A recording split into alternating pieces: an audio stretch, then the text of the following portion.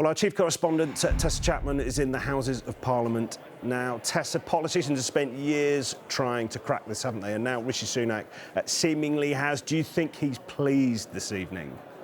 Yes, Julian, I think he will be. If lots of Tory MPs had voted against, that would have been a big deal for him and his party leadership. But in fact, the rebellion was contained. And I think what today's vote shows is that the Northern Ireland Protocol, people know, isn't working. And many MPs believe that this deal is the best, if not perfect, the best way to move things forward.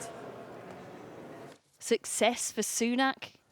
I'm pleased to report that we have now made a decisive breakthrough. The Windsor framework will close the chapter on the Northern Ireland problem, he says.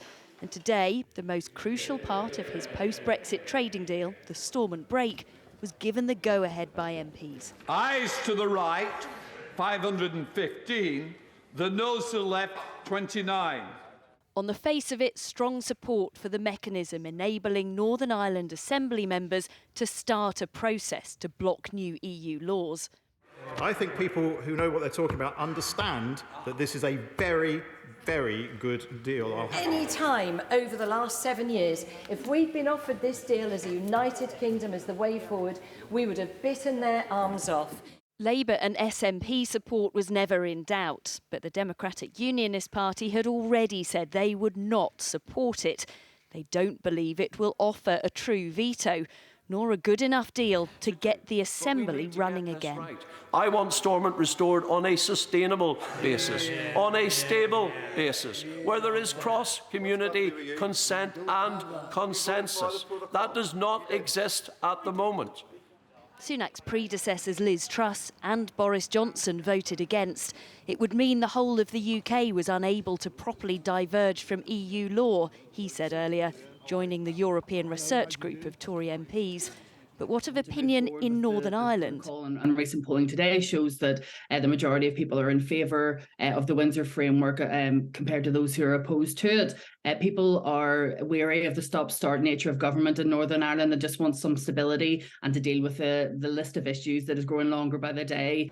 Rishi Sunak's deal has cleared a big test, but it's still not plain sailing ahead.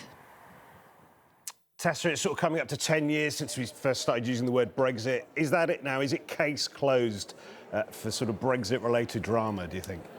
I think that sounds a bit too simple, doesn't it? Today's vote wasn't actually on the whole Windsor framework. It was just on that key Stormont break part of Sunak's renegotiated deal. So while this has got over the first hurdle and people will have been looking at the size of that Tory rebellion, just 22, in fact, will mean not such a big problem for Rishi Sunak, but surely going forward they will still be making some noise in his ear. And I think more importantly, and the reality on the ground in Northern Ireland is that the DUP voted against it and they are refusing to re-enter power sharing for now. So I'm afraid not resolved anytime soon. Busy afternoon in the Commons. Tessa, thank you very much. Thank you.